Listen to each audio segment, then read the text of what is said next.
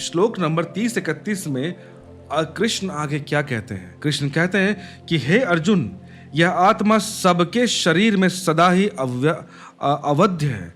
यह आत्मा सबके शरीर में सदा ही अवध्य है, जिसकी वध नहीं हो सकती। इसलिए संपूर्ण भूत प्राणियों के लिए तू शोक करने के योग्य नहीं है। इसलिए संपूर्ण भूत प्राणियों के लिए तू शोक करने को योग्य नहीं है, और अपने धर्म को देखकर भी तू भय करने के योग्य नहीं है, क्योंकि धर्मयुक्त युद्ध से बढ़कर दूसरा कोई कल्याणकारक कर्तव्य क्षत्रिय के लिए नहीं है। अब यहाँ पे जो धर्म शब्द यूज हो रहा है, इसको आज के डेट में जो धर्म शब्द हम यूज करते हैं वैसा मत समझ लेना। ये धर्म है जीवन धर्म। जीवन धर्म तुम्हारा पर्सनली जो तुम्हारे अंदर का जो धर्म, जो बाहर जीवन का और आंतरिक जीवन का धर्म, उसकी पद्धति, उसका मेथड, वही है धर्म तुम्हारा, और कुछ नहीं है। तो यहाँ पे अर्जुन जो है वो क्षत्रिय एक योद्धा की तरह खड़ा है। उसका धर्म कुछ है, वो कर्तव्य है। तो इस पर जो कृष्ण ने कहा कि सभी आत्मा सबके सब शरीर में सदा अवध्य है, उसे मारा नहीं जा सकता। जो तुझे लगता है जो आत्मा उस शरीर में है, तू चाह के भी नहीं मार सकता। अब इस कारण से तू ये चीज देख के अपने धर्म से विमुख होता है अर्जुन, ये बहुत बड़ा पाप है। तो इस पे अब ओशो क्या कहते हैं वो हम पढ़ेंगे।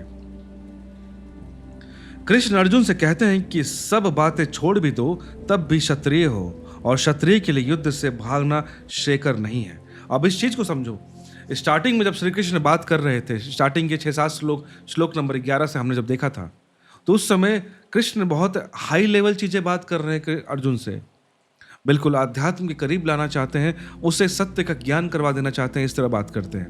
लेकिन जब कृष्ण ने देखा कि अर्जुन को वो बातें क्लिक नहीं कर रही हैं, अर्जुन अभी उस मनोदशा में नहीं पहुंचा, अभी भी उसके मन में जो अहंकार है, ईगो है, वहीं पर वो कूद रहा है, फान रहा है। जब तक उससे वो परे नहीं जाएगा, जो कृष्ण पहले बता रहे हैं, वहां तक नहीं जा सकता। जिस सत्य के लिए ज्ञानी बनने की बात कहते हैं कृष्ण अर्जुन को, उस तक नहीं पहुंच पाएगा।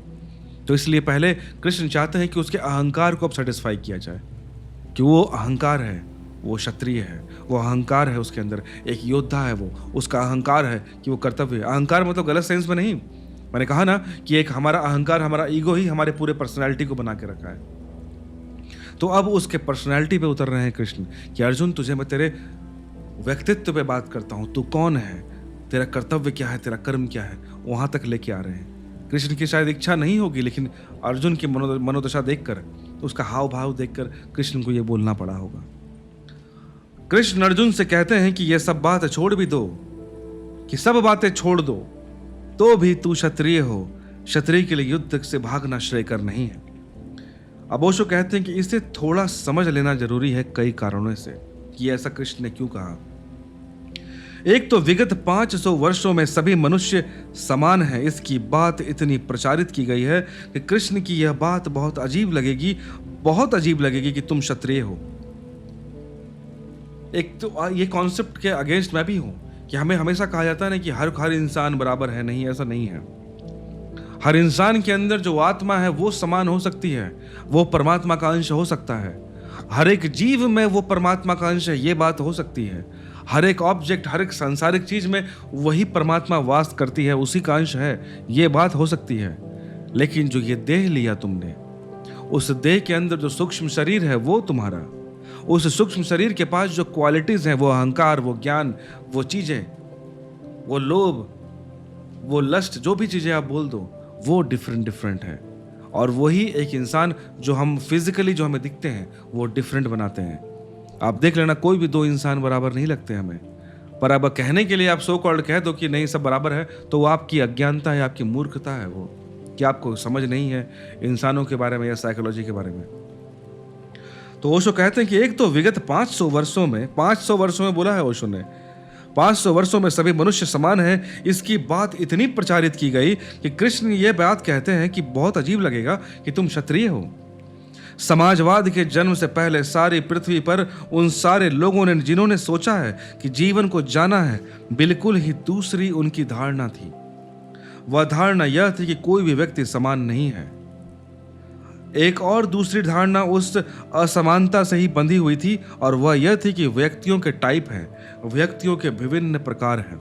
ये लोगों का मानना था, ये चीजें हैं, बहुत मोटे में इस देश के मनीषियों ने 4 प्रकार बांटे थे। ये 4 वर्ण थे। वर्ण की धारणा भी बुरी तरह निंदित हुई है। उसको देखो, निंदित इसलिए हुई है, जहां तक मैं समझता हूं, उसको गलत तरीके से यूज किया गया। जैसे वही वाली बात है कि किसी ने पिस्टल बनाई आत्मरक्षा के लिए, लेकिन उसने पिस्टल का इस्तेमाल कर दिया लोगों को मारने के लिए, तो हमने फिर पिस्टल को एक विलेन बना दिया। लेकिन विलेन वो पिस्टल नहीं था जिसने उसका गलत इस्तेमाल किया, उनमें वो प्रॉब्लम है। तो यहाँ पे वही बोल रहे हैं कि 4 वर्ण थे और वर्ण की धारणा भी बुरी तरह निंदित हुई। इसलिए नहीं कि वर्ण की धारणा के पीछे कोई मनोवैज्ञानिक सत्य नहीं है, बल्कि इसलिए कि वर्ण की धारणा मानने वाले लोग अत्यंत नासमझ सिद्ध हुए। वर्ण की धारणा को प्रतिपादित जो आज लोग कर रहे हैं, अत्यंत प्रतिक्रियावादी और अवैज्ञानिक वर्ग है। संग साथ से सिद्धांत तक मुसीबत में पड़ जाते हैं। तो यहां पर जो ये दिक्कत है, मैंने कहा ना कि जो लोग इस वर्ण व्यवस्था को समझा रहे हैं या फिर यूज कर रहे हैं, उनमें गलती हो गई है। वो इसको समझ नहीं पाए, इसको कैसे यूज करना है, ये किस चीज के लिए बना था। लोग अपने कहते हैं ना कि अपने शान के लिए इस्तेमाल करने लगे, अननेसेसरी। इसलिए आज बड़ी मुश्किल पड़ती है यह बात कि कृष्ण का कहना कि तू क्षत्रिय है। जिस दिन यह बात कही गई थी, उस दिन यह मनोवैज्ञानिक सत्य बहुत स्पष्ट था लोगों को। अभी जैसे जैसे पश्चिम में मनोविज्ञान की समझ बढ़ी है, वैसे वैसे यह सत्य पुनः स्थापित होता जाता है। कार्ल गुस्ताव जुंग ने फिर आदमी को 4 टाइप में बांटा है। जो वेस्टर्न साइकोलॉजिस्ट हैं, उन्होंने भी इंसानों को 4 टाइप में बांटना शुरू किया है।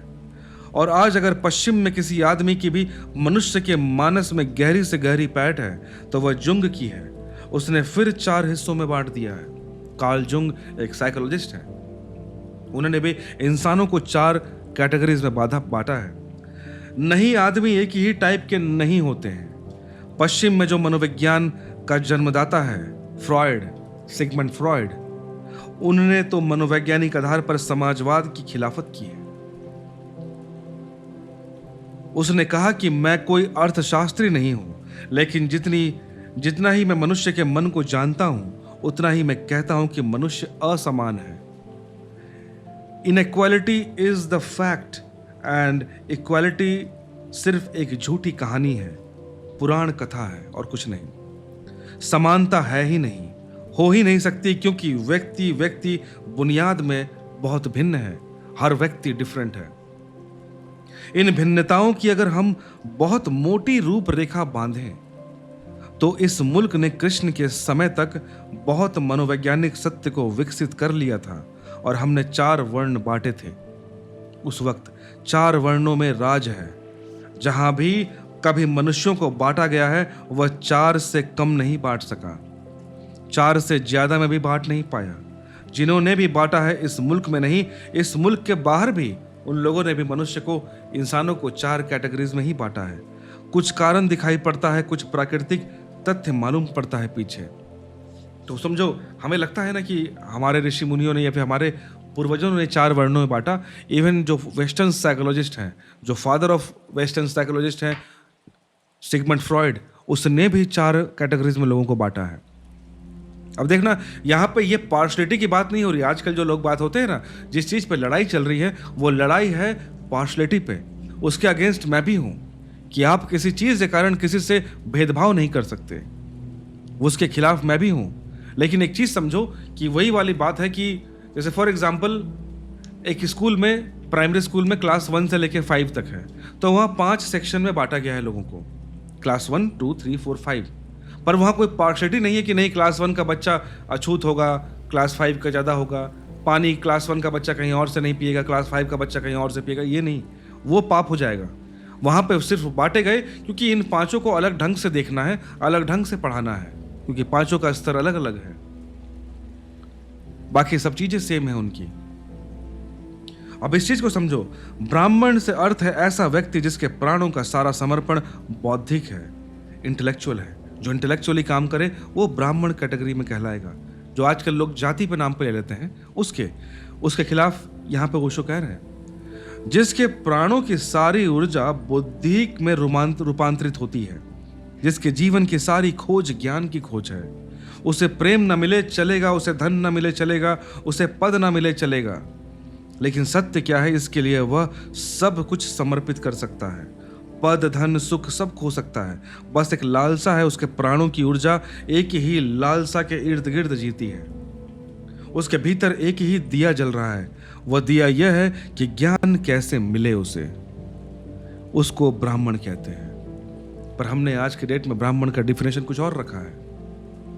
कोई भी इस चीज का, कोई भी जो ज्ञान के प्रति ललालित है, प्यासा है, वो ब्राह्मण कहलाएगा, वो ब्राह्मण ही होगा, उसी के अकॉर्डिंग ही वर्ण बांटा गया। लेकिन हमने आज के डेट में बाई बर्थ बना दिया कि जो ब्राह्मण घर में पैदा हुआ वो सदियों से ब्राह्मण ही कहला रहा है। किस बुनियाद पर कर रहे हो? एक तरफ चोर डकैती या काम और आप अपने को ब्राह्मण कह दिए, तो गलत है ना। क्योंकि जिस बेसिस पे ब्राह्मण वर्ण तैयार किया गया उसके तो वो चीज आप फॉलो नहीं कर रहे, तब आप कैसे कह सकते हैं कि मैं ब्राह्मण हूं। आज पश्चिम में जो वैज्ञानिक हैं वे ब्राह्मण हैं, आज पश्चिम में जो वैज्ञानिक हैं वो ब्राह्मण हैं। ओशो ने कहा आइंस्टाइन को ब्राह्मण कहना चाहिए, लुई पॉस्चर को ब्राह्मण कहना चाहिए। आज पश्चिम में 300 वर्ष में जिन लोगों ने विज्ञान के सत्य की खोज में अपनी आहुति दी, उनको ब्राह्मण कहना चाहिए। And I 100% agree with Osho on this point, कि मेरा भी यही विचार है पर्सनली भी। दूसरा वर्ग है क्षत्रिय। उसके लिए ज्ञान नहीं है, उसकी आकांक्षा का स्रोत शक्ति है, पावर है। व्यक्ति है पृथ्वी पर जिनका सारा जीवन शक्ति की ही खोज है। जैसे नित्से जिसकी किताब लिखी है विल टू पावर, किताब लिखी है उसने कि जो असली नमक है आदमी के बीच, नित्से कहता है वह सभी शक्ति को पाने में आतुर है, शक्ति की उपासक है, वे सब शक्ति की खोज कर रहे हैं। इसलिए नित्से ने कहा है मैंने श्रेष्ठतम संगीत सुने हैं, लेकिन जब सड़क पर चलते हुए सैनिकों के पैरों की आवाज, उनकी चमकती हुई संगीतें रोशनी में मुझे दिखाई पड़ती हैं, तब सुंदर संगीत, उससे सुंदर संगीत मैंने नहीं सुना। तो यहाँ पर जो ओशो ने कहा कि जो दूसरा वर्ग हुआ क्षत्रिय का, उसका मेन जीवन में ध्येय है पावर, शक्ति, पावर हासिल करना। उसकी पूरी की पूरी जीवन शक्ति उसके लिए ही लगी हुई है। अगर वो उस चीज के लिए जी रहा है, उसके जीवन का एक ही ध्येय है, तब वो क्षत्रिय ही कहलाएगा, चाहे वो किसी भी परिवार में पैदा हो। ब्राह्मण को यह आदमी पागल मालूम पड़ेगा। कौन आदमी? ये क्षत्रिय पागल मालूम पड़ सकता है कि वो ज्ञान के लिए भाग रहा है और ये युद्ध और ये कह सकते हैं कि शक्ति के पीछे भागता है। ब्राह्मण को यह आदमी पागल मालूम पड़ेगा, संगीन की चमकती हुई धार में कहीं कोई संगीत होता है। संगीन मतलब समझ रहे हो? तलवार की चमकती हुई धार, कि सिपाहियों के एक साथ पड़ते हुए कदमों की चाप में कोई संगीत होता है क्या? ब्राह्मण को लगेगा कि यह आदमी पागल है, लेकिन नहीं, उसे अच्छा लगता होगा। इसलिए सोच के देखो, जब युद्ध होते थे पहले, जब शंख फूके जाते होंगे, नगाड़े बजते होंगे कि युद्ध चल रहा है, यहाँ ड्रम बज रहे हैं, वो सैनिक इतने जोश में आ रहे हैं कि उनको वही म्यूजिक लगता है, वो तलवार की झनकार, उसी में उसको मजा आ रहा है, उसी में उसको परम सुख की प्राप्ति होती है। संगीत तो होता है कंटेम्पलेशन में, चिंतन में, आकाश के नीचे वृक्ष के पास बैठकर तारों के संबंध में सोचना, ये ब्राह्मण को लगता है। संगीत तो होता है संगीत में, काव्य में, संगीत तो होता है खोज में, सत्य में। यह पागल है नित्से ने जिसने किताब लिखी है विल टू पावर, उसके बारे में बोल रहे हैं कि ब्राह्मण को लगेगा कि ये क्या बात लिखता है ये नित्से, कैसी उठपटांग लिखता है कि सैनिकों के जूतों की आवाज, तलवारों की चमक में, इसमें उसे संगीत लगता है। कितना अजीब आदमी है, पागल है। लेकिन नित्से किसी एक वर्ग के लिए ठीक ठीक बात कह रहा है, क्षत्रिय के लिए। किसी के लिए तारों में कोई अर्थ नहीं होता, किसी के लिए एक ही अर्थ होता है, एक ही संकल्प होता है कि शक्ति और ऊर्जा के ऊपरी शिखर पर वह कैसे उठ जाए। उसे हमने कहा था क्षत्रिय। पहले जमाने में युद्ध कर सत्ता पाई जाती थी, राज्य पाया जाता था। आज के डेट में इलेक्शन, डेमोक्रेसी में इलेक्शन के थ्रू हम पाते हैं, तो वो भी क्षत्रिय कहलाए। जो सत्ता पाना चाहते हैं, पावर पाना चाहते हैं, वो क्षत्रिय कैटेगरी में ही कहलाएंगे, क्योंकि उनमें उन्हीं को मजा आता है। वो दिन रात उसी के लिए काम करते रहते हैं। बहुत लोगों को लगेगा ना कि ये पॉलिटिशियन कैसे पागल है यार, इतना छल कपट, ये वो, इतना टेंशन, इतनी मीडिया, ये वो, यहाँ जाओ, यहाँ रैली जाओ, इनसे मिले, कितना हेक्टिक काम कर रहा है, पर उसको उसमें रस मिलता है, ये समझना बात पड़ेगा। आपको किसी और काम में मजा आता होगा, उसको उसमें मजा आ रहा है, उसने पूरा जीवन दिया हुआ है उसमें, और वो स्वस्थ है, वो बिल्कुल टनाटन आदमी है, एकदम काम कर रहा है उसको।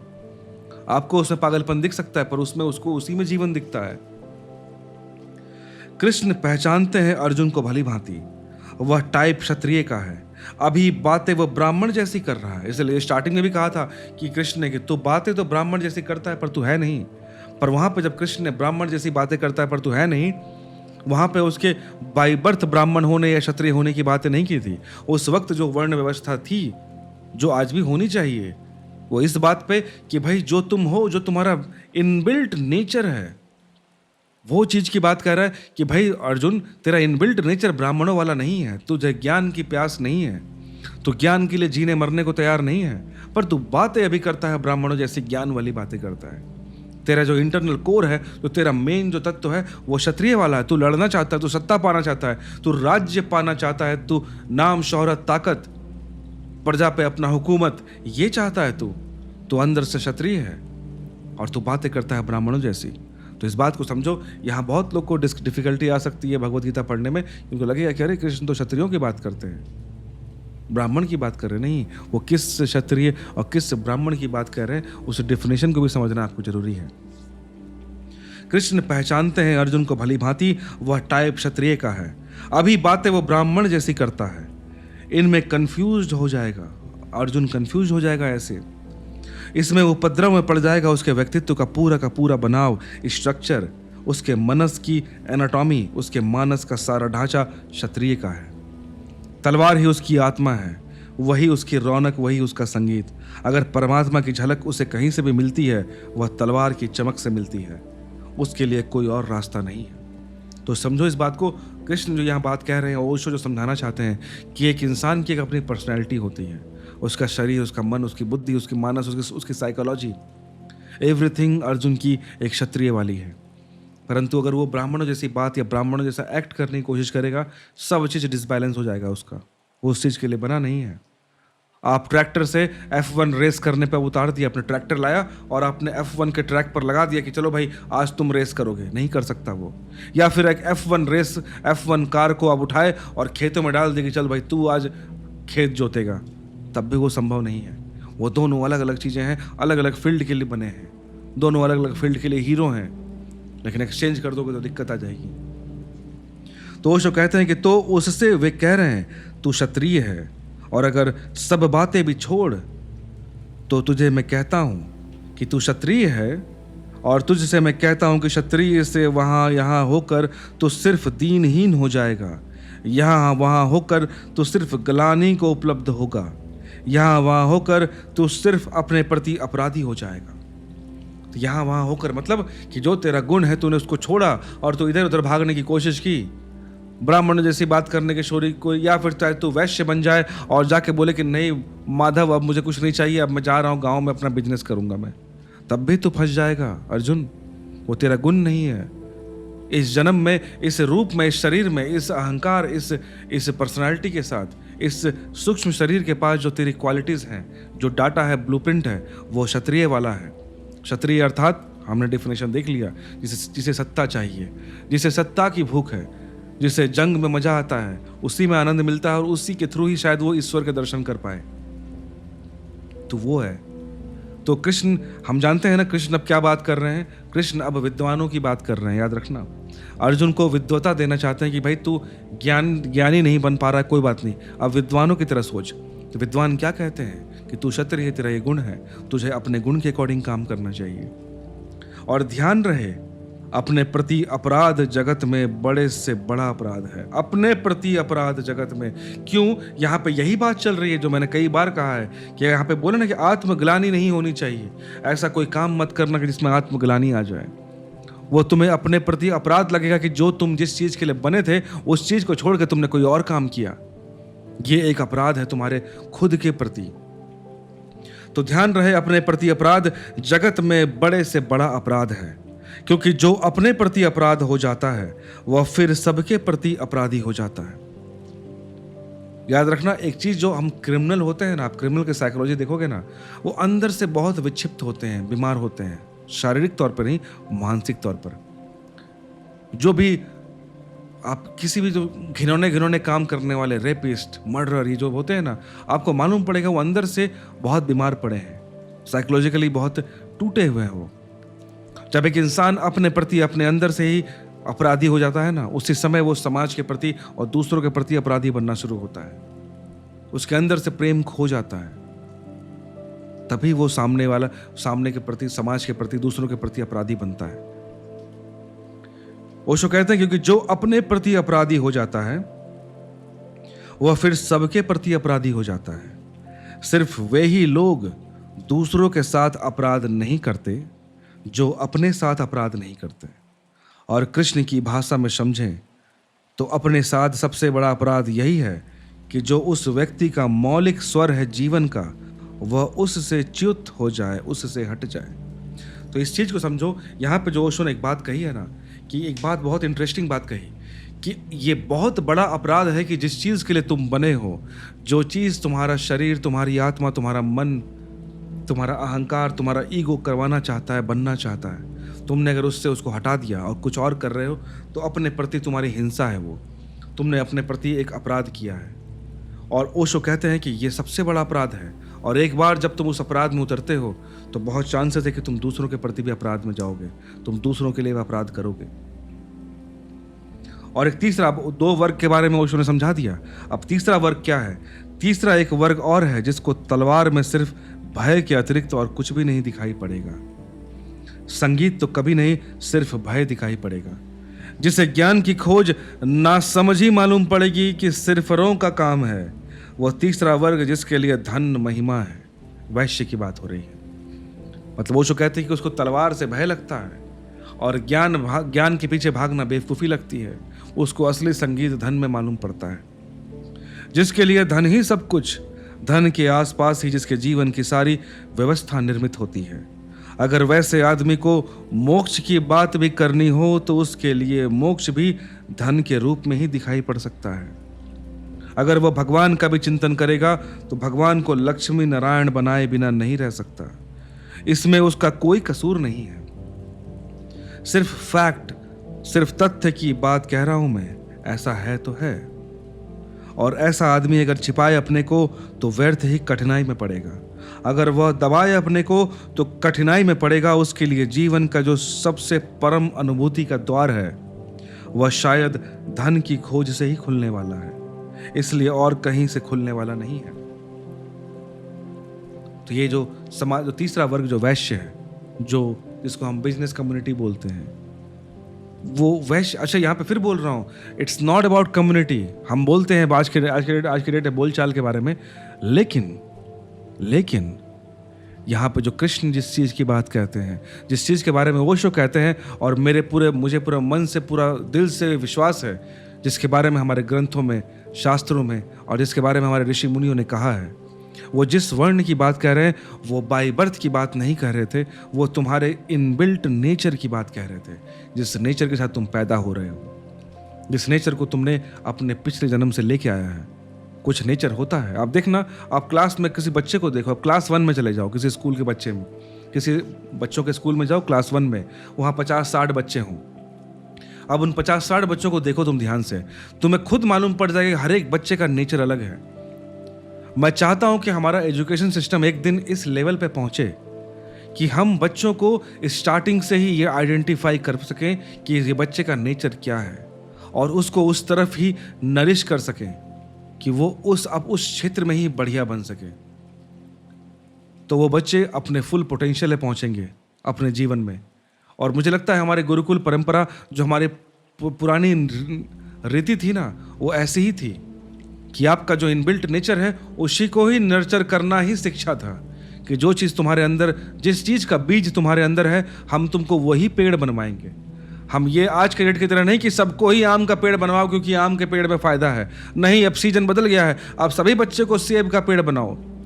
एक सीजन आया, सबको इंजीनियर बनना है, सब इंजीनियर बन रहे हैं। सबको डॉक्टर बनना है, सबको डॉक्टर बन रहे हैं। अरे, हर बच्चा अच्छा इंजीनियर नहीं बन सकता, हर बच्चा अच्छा डॉक्टर नहीं बन सकता। तो ये चीज़ हमें समझना जरूरी है कि बच्चे के अंदर कौन सा बीज है, किस पेड़ का बीज है, उसको नर्चर करो, वो बेटर बनेगा। वो हमारी परंपरा में ये चीज़ था, हमने उसे खोया है, हमारा दुर्भाग्य है। पर मुझे उम्मीद है कि आने वाले समय में इस चीज़ पे हमारी समाज काम करेगा। ये ज़रूरी है, तभी एजुकेशन सिस्टम इस कॉम्पिटिटिव एग्जाम के हमने आज के डेट में कॉम्पिटिटिव एग्जाम क्या बना के रखा है दोस्त, तुम समझो। हम लोग आज के डेट में पढ़ाई का मतलब क्या है? कॉम्पिटिटिव एग्जाम देना, नौकरी निकालना। हमने शिक्षा का केवल एक नौकरी पाने का जरिया बना दिया। हमने माँ सरस्वती की आराधना को सिर्फ एक 2 कौड़ी की नौकरी पाने का जरिया बना दिया, बस और कुछ नहीं। पर शिक्षा वो नहीं थी हमारे लिए। शिक्षा हर कुछ थी किसी सोसाइटी के लिए। शिक्षा बहुत ऊपरे दर्जे की चीज थी, आज भी है, पर हम शायद भूल रहे हैं उसको। हमने सिर्फ शिक्षा को मान लिया कि स्कूल में नंबर लेके आके सोसाइटी में दिखाना, ताकि नंबर ला सके, ताकि बढ़िया कॉलेज में जा सके, ताकि बढ़िया कॉलेज में जा सके, ताकि बढ़िया जॉब पा सके, ताकि वो अच्छा पैसा कमा सके। हमने शिक्षा को सिर्फ एक माध्यम बना लिया एक अच्छी नौकरी पाने का। कल कोई और माध्यम बन जाए ना कि शिक्षा की जरूरत नहीं है, तुम्हें बस हर रोज क्या कहते हैं बॉडी बना के आना है, जो ज्यादा बॉडी बना के लाएगा उसको बेस्ट से बेस्ट जॉब निकलेगा। लोग स्कूल जाना बंद कर देंगे, नहीं अब जिम चलते हैं खाली। क्योंकि लोगों को तो एक चीज, लोगों का लक्ष्य तो कुछ और है ना।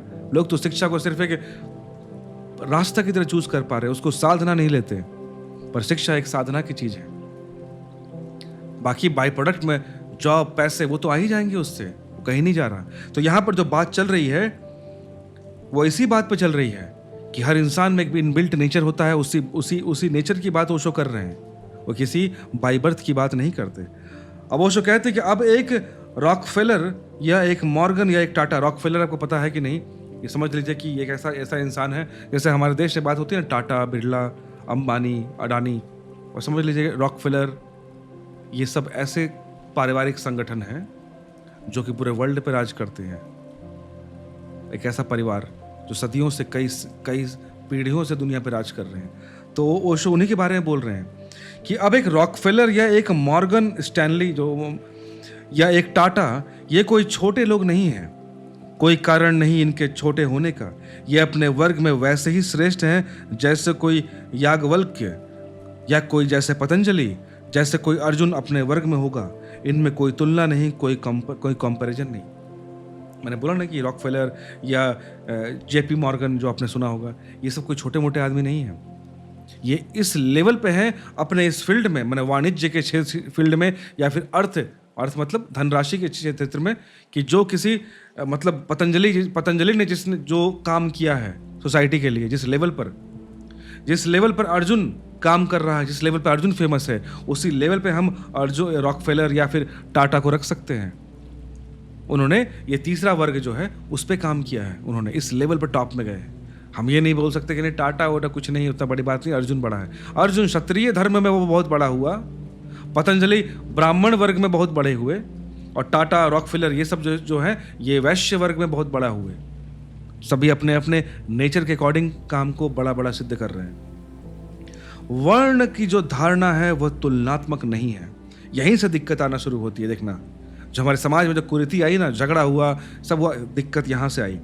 वर्ण की जो धारणा है वह तुलनात्मक नहीं है, वह सिर्फ तथ्यात्मक है कि ये इंसान ऐसा है। जैसे हम कहते हैं ना, हरियाणा के लोग शरीर से काफ़ी बलिष्ठ होते हैं, उनका जेनेटिक्स ऐसा है, तो they are very good in sports.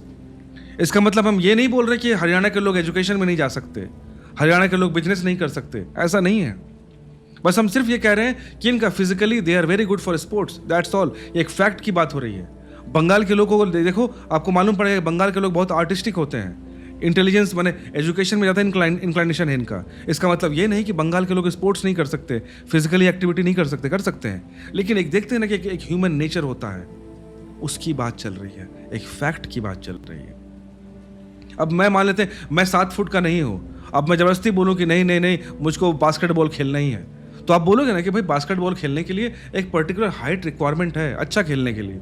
खेलने का तो कोई भी खेल सकता है, 2 फीट का आदमी भी खेल सकता है, लेकिन एक बास्केटबॉल में अच्छा खेलने के लिए आपका फिजिकल स्ट्रक्चर इतना होना चाहिए, दैट्स ऑल। एक फैक्ट की बात है। अब इसमें मैं बोल दूं कि नहीं तुम डिस्क्रिमिनेशन कर रहे हो, मेरे साथ भेदभाव कर रहे हो, तो मैं बेवकूफ़ी वाली बात कर रहा हूं ना। जिस दिन वर्ण की धारणा तुलनात्मक हुई कि कौन ऊपर कौन नीचे, उस दिन वर्ण की वैज्ञानिकता चली गई। वर्ण एक सामाजिक अनाचार बन गया। एक साइंटिफिक थॉट से लेकर आपने एक सोसाइटी नॉर्म बना दिया। जिस दिन वर्ण में तुलना पैदा हुई कि क्षत्रिय ऊपर कि ब्राह्मण, कि वैश्य ऊपर कि शूद्र ऊपर, कि कौन नीचे कौन पीछे, जिस दिन वर्ण का शोषण किया गया, वर्ण के वैज्ञानिक सिद्धांतों को जिस दिन सामाजिक शोषण की आधारशिला पर रखा गया, उस दिन से वर्ण की धारणा अनाचार हो गई। एक इतना साइंटिफिक थॉट प्रोसेस जो हमारे ऋषि मुनियों ने क्रिएट किया था, हमने उसकी एकदम तार तार कर दिया तोड़कर। अगर 10th के बाद कोई बच्चा साइंस, कॉमर्स, आर्ट्स में लेता है तो ये 3 वर्ण में बांटा गया ना, कि एक बच्चा साइंस में कैलकुलेशन अच्छा कर सकता है, एक बच्चा प्रॉपर्टी, बिजनेस ये बेटर देख सकता है, एक बच्चा हिस्ट्री, सिविक्स, लॉ बेटर ये चीज समझ सकता है ज़्यादा बेटर। तीनों ही इक्वल थे, कोई अलग नहीं है। पर आप सोसाइटी में देखो, एक चीज सोसाइटी में एक और नॉर्म है, अच्छा ये बच्चा साइंस लिया है पढ़ने के लिए, ये तेज बच्चा है, अच्छा तुम आर्ट्स लिए हो, ये तेज नहीं होगा। तो हमारी तो सोच ही सारा गिरा हुआ है, क्या बोलना है इसके बारे में। हम किसी को सिर्फ कौन सा सब्जेक्ट पढ़ रहा है उस बेसिस पे हम किसी को बुद्धू या इंटेलिजेंट मान लेते हैं। अजीब बात है, ये हमारी गलती है, इन नियमों में गलती नहीं थी। सभी सिद्धांतों का अनाचार हो सकता है, किसी भी सिद्धांत का शोषण हो सकता है। वर्ण की अवधारणा का भी शोषण हुआ। अब इस मुल्क में जो वर्ण की धारणा के समर्थक हैं, वे उस वर्ण की वैज्ञानिकता के समर्थक नहीं हैं।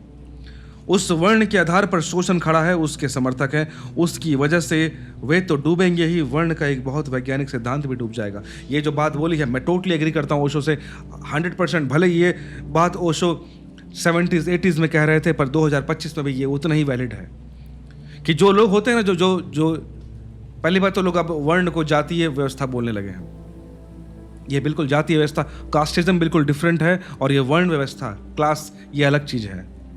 अब दिक्कत यह है कि जो लोग बोलते हैं कि नहीं क्लास, वर्ण सिस्टम या क्लास, जाति व्यवस्था होना चाहिए, वो ये इसलिए नहीं बोल रहे हैं मैक्सिमम लोग, मैं सब किसी की बात नहीं करता, पर मैक्सिमम लोग वही बोलते हैं क्योंकि वो लोगों ने इसका इस्तेमाल किया दूसरों का शोषण करने के लिए, उससे उसको फायदा हो रहा है, इसलिए वो चाहते कि ये रहे। और जो लोग अपोज कर रहे हैं इसका, वो सिर्फ इसलिए कह रहे हैं कि इससे उसका शोषण हो रहा है। अदरवाइज ये दोनों ही ग्रुप, इसके दोनों ही ग्रुप, जो सपोर्ट करने वाले और अपोज करने वाले, दोनों ही इसके वैज्ञानिक तथ्य को नहीं जान रहे हैं कि ये क्यों आया, इसकी इंपॉर्टेंस क्या है। ये बहुत ही साइंटिफिक कैलकुलेशन था एक ह्यूमन साइकोलॉजी का, कि एक इंसान किस तरह काम करता, किस तरह सोचता है, उसी के अकॉर्डिंग ये काम करेगा, ज़्यादा बेटर काम करेगा। और यहाँ पे ओशो ने एग्जाम्पल दे दिया कि जिस तरह से ब्राह्मण की तरह पतंजलि ने काम किया, जिस तरह क्षत्रिय की तरह अर्जुन ने काम किया, वैसे ही वैश्य की तरह टाटा, बिरला, अडानी और रॉकफेलर और जेपी मॉर्गन काम कर रहे हैं। अब कौन किससे ऊपर, कौन किससे नीचे, बता दो जरा। सोचने वाली बात है। अगर देखा जाए सामाजिक तौर पर, इस दुनिया पर राज वाणिज्य वाले लोग करते हैं, बिजनेस वाले लोग करते हैं दुनिया पर राज, रॉकफेलर जैसे लोग, टाटा जैसे लोग, तो सबसे ऊपर तो उनको फिर रखो ना, फिर तो कोई बचा ही नहीं। लेकिन नहीं, यहाँ पे कोई ऊपर नीचे की बात ही नहीं चल रही है। यहाँ सिर्फ बात चल रही थी कि एज ए ह्यूमन, हर ह्यूमन का एक नेचर है, उसको नेचर पहचाने और उस फील्ड में अपने लाइफ को इन्हांस करे, यूज करे उस सत्य तक पहुंचने के लिए। अर्जुन तलवार की धार से ईश्वर को देखना चाहता है, पतंजलि किताब और कलम से देखना चाहते हैं ईश्वर को, और रॉकफेलर, टाटा ऐसे नोट की खनकार में, सिक्कों की खनकार में ईश्वर को देखना चाहते हैं। बात एक ही है।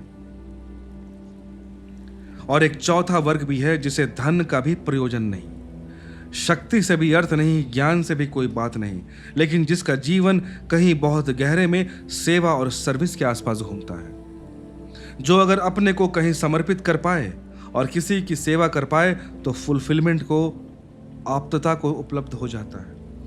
और ऐसे लोग जिसे मतलब नहीं ज्ञान, कोई एक मतलब नहीं, जिसे युद्ध कोई मतलब नहीं, पैसे मतलब नहीं, तो तुम्हारे जीवन का लक्ष्य क्या है? दूसरों की सेवा करना, सर्व करना, इंसानियत की सेवा करना, इस जीव जंतुओं की सेवा करना। लेकिन हमने इसको क्या बना दिया कि नहीं, वो तो तुच्छ है, हमारा नौकर है। हमने एक सेवक को हमने नौकर बना दिया। हमें जीवन में सबसे ज़्यादा इंसान के तौर पर हमें एक सेवक ही चाहिए, जो सबसे ज़्यादा हमारे दुख को समझ पाए, जो हमें समझ पाए, हमारी ज़रूरत पे हमारी मदद कर पाए। लेकिन हमने उसको नौकर बना दिया, हमने उसको तुच्छ प्रूफ कर दिया कि तू नीचा है। और हमने एक सेवक को, समझ रहे हो, हनुमान के पास क्या था? उन्हें युद्ध से मतलब नहीं, उन्हें धन से मतलब नहीं, उन्हें ज्ञान से मतलब, जबकि था उनके पास हर कुछ, लेकिन उनका ध्येय क्या था वो मैं बात कर रहा हूं। मैं उनकी ध्येय सिर्फ सेवा थी कि प्रभु राम की सेवा करना चाहता हूं, इसके अलावा मुझे कुछ नहीं चाहिए, सिर्फ सेवा। लोग बोले कि तुम बहुत ज्ञानी हो, ठीक है ज्ञान होगा, मुझे मतलब नहीं। तुम कुछ भी, तुम राजा बन सकते हो, मुझे कोई मतलब नहीं, हटाओ। तुम बहुत बलशाली हो हनुमान, तुम किसी से भी युद्ध कर सकते हो, मुझे मतलब नहीं, हटाओ। मुझे सिर्फ सेवा देनी है। किसके लिए? मेरे प्रभु राम के लिए। आपने उस सेवा जैसे पवित्र कर्म को हमने इस सोसाइटी में बना के क्या रख दिया? नीच काम। हमने नौकर बना दिया, गुलाम समझ लिया। एज ए सोसाइटी हमने इस सिस्टम को फेल किया है। ये जो 4 वर्ग हैं, इनमें कोई नीचे ऊपर नहीं है। ऐसे 4 मोटे विभाजन है और कृष्ण की पूरी साइकोलॉजी, कृष्ण का पूरा मनोविज्ञान इस बात पर खड़ा है कि प्रत्येक व्यक्ति को परमात्मा तक पहुंचने का जो मार्ग है वो उसके स्वधर्म से गुजरता है। स्वधर्म से गुजरता है, याद रखना। अर्जुन का स्वधर्म था वहां क्षत्रिय की तरह। इसलिए मैंने एक पॉडकास्ट में कहा भी था कि अगर अर्जुन और कृष्ण एक क्लासरूम में बैठे होते और वहां बात चल रही होती तो कृष्ण बोलते कि तेरा धर्म यहाँ पे एग्जाम है, पढ़ाई करना है। अगर कृष्ण और अर्जुन फुटबॉल के ग्राउंड में बैठे होते तब कृष्ण कहते कि तेरा यहाँ स्वधर्म स्पोर्ट्स खेलना है। अगर शायद कृष्ण और हनुमान में भिड़ंत हो जाती कभी, मैं काल्पनिक बात बोलता हूं, और शायद हनुमान ये भूल जाते कि वो कौन है, वो सेवक हैं, तो कृष्ण हनुमान को वही याद दिलाते कि हे बजरंग बली, तुम्हारा धर्म, तुम्हारा जो कहते हैं ना स्वधर्म, तुम्हारे अंदर का गुण एक सेवक का है, उससे कभी मत छोड़ो, तुम्हें इसी से ही मुक्ति मिलने वाली है। तो स्वधर्म का मतलब हिंदू नहीं, स्वधर्म का मतलब मुसलमान नहीं, स्वधर्म का मतलब जैन नहीं, स्वधर्म का मतलब बुद्धिस्ट नहीं। स्वधर्म का मतलब उस व्यक्ति का जो वर्ण है, वो वर्ण का जन्म से कोई संबंध नहीं। जो गुण उसके अंदर है उसी से मतलब है, उसका किसी जन्म से जन्मजात कुछ ऐसा हो रहा है, ऐसा नहीं है। अब हम 2 घंटा हुआ, एक ब्रेक लेता हूं, उसके बाद मैं एक कमेंट लेता हूं क्या है, उसके बाद फिर हम आगे कंटिन्यू करेंगे। ठीक है, और 1 मिनट का ब्रेक बस।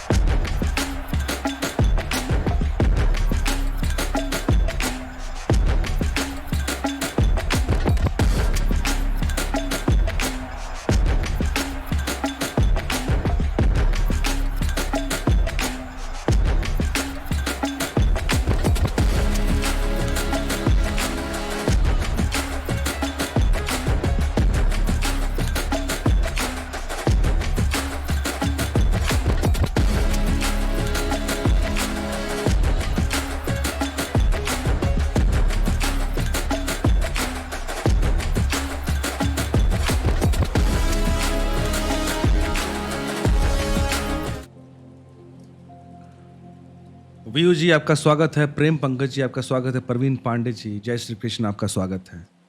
तो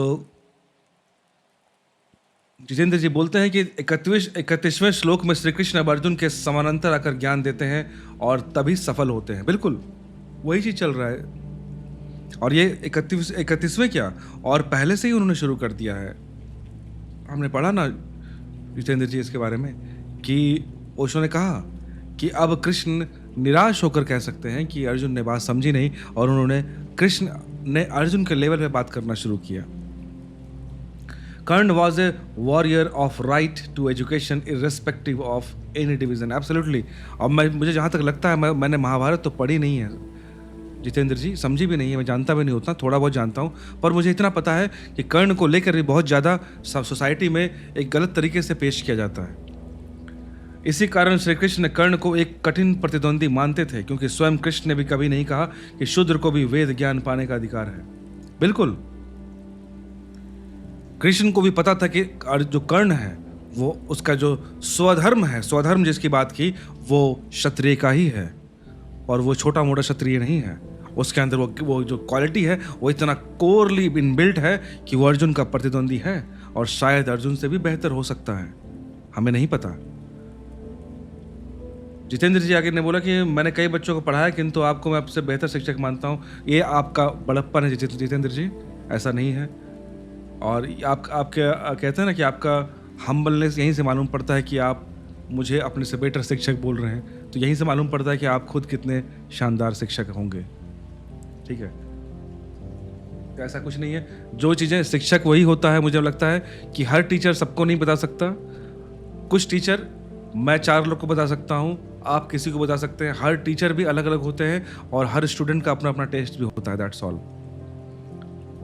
तो खैर फिर भी still thank you very much आपके इन सुंदर शब्दों के लिए जितेंद्र जी। चलिए अब हम आगे कंटिन्यू करते हैं।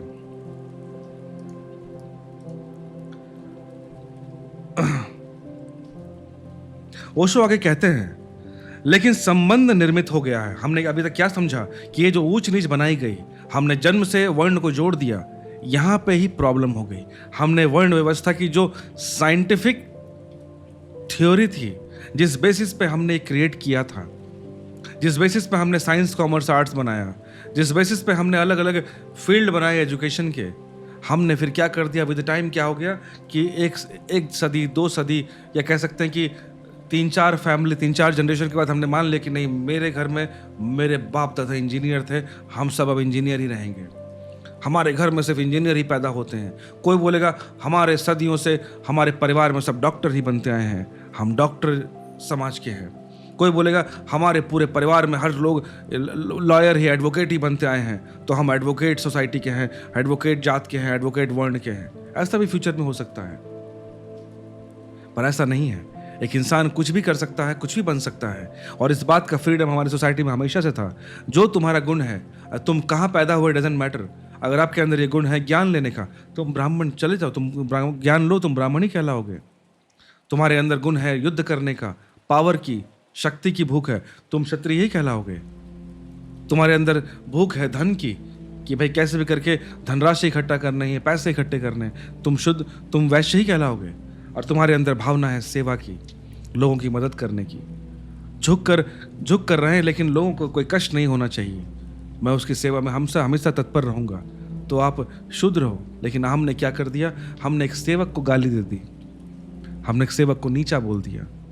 जो इंसान मेरे घर में रोटी बना रहा हो, मेरे घर को मैं गंदगी करता हूँ, वो साफ करता हूँ, हमने उसको नीचा बोल दिया। गंदगी करे हम, सफाई वो कर रहा है, पर नीचा वो। वाह वाह रे सिस्टम। और ये चीज़ इतना ज़्यादा डीपली हमारे सोसाइटी में घुस गया कि हमें पता भी नहीं चला कि कब इस कॉन्सेप्ट ने उस साइंटिफिक फैक्ट हटकर एक सोशल नॉर्म बन गया, और एक वरदान छोड़कर हमने उसको अभिशाप में कन्वर्ट कर दिया, हमें पता ही नहीं चला। लेकिन संबंध निर्मित हो गया, ओशो ने कहा। हो जाने के पीछे बहुत कारण है, वह मैं बात करूंगा। ओशो ने कहा, हो जाने के पीछे कारण थे, वैज्ञानिक ही कारण थे। संबंध था नहीं जन्म के साथ वर्ण का, इसलिए फ्लूइडिटी थी, और कोई विश्वामित्र यहां से वहां भी हो जाता था। संभावना थी कि एक वर्ण से दूसरे वर्ण में यात्रा हो जाए। लेकिन जैसे ही यह सिद्धांत ख्याल में आ गया, और इस सिद्धांत की परम प्रामाणिकता सिद्ध हो गई कि प्रत्येक व्यक्ति अपने ही वर्ण से ही, अपने स्वधर्म से ही सत्य को उपलब्ध हो जाता है, तो एक बहुत जरूरी बात पैदा हो गई, और वह यह कि यह पता कैसे चले कि कौन व्यक्ति किस वर्ण का है। अगर जन्म से तय ना हो तो शायद ऐसा भी हो सकता है कि एक आदमी जीवन भर कोशिश करे और पता ही ना लग पाए कि वह किस वर्ण का है, उसका क्या है झुकाव, वह क्या होने को पैदा हुआ, पता ही कैसे चलेगा। तो फिर सुगम यह हुआ कि अगर जन्म से कुछ निश्चित किया जा सके। तो ओशो ने एक बात यहाँ पे बताया कि क्या कारण था कि सोसाइटी में जन्म से ही वर्ण व्यवस्था उसके साथ जोड़ दी गई, ये क्यों हुआ? उसके पीछे ये कारण था कि देखो, सत्य तक तुम अपने स्वधर्म को पहचान के ही जा सकते हो। तुम अपने अंदर से क्षत्रिय हो, ब्राह्मण हो, शूद्र हो, वैश्य हो, ये तुम अंदर से हो सकते हो। लेकिन दिक्कत यह है कि जब बच्चा पैदा हुआ, आगे बढ़ा, 5 साल का हुआ, 8 साल का हुआ, 10 साल का हुआ, अब ये सवाल ये उठा कि हम पता कैसे करें कि वो इंसान किस वर्ण का है, उसका स्वधर्म क्या है। तो लोगों ने बोला कि कुछ तो ढूंढना पड़ेगा, अदरवाइज जिंदगी पार हो जाएगी। मालूम पड़ा कि इसको पता ही नहीं चला कि वो किस वर्ण का होना चाहिए था। दिक्कत ये आया। तो इसलिए हमने फिर क्या किया, ओशो कहते हैं कि हमने क्या किया कि जन्म से ही जोड़ दिया। चलो ठीक है यार, हम जन्म से इसको ब्राह्मण बोल देते हैं।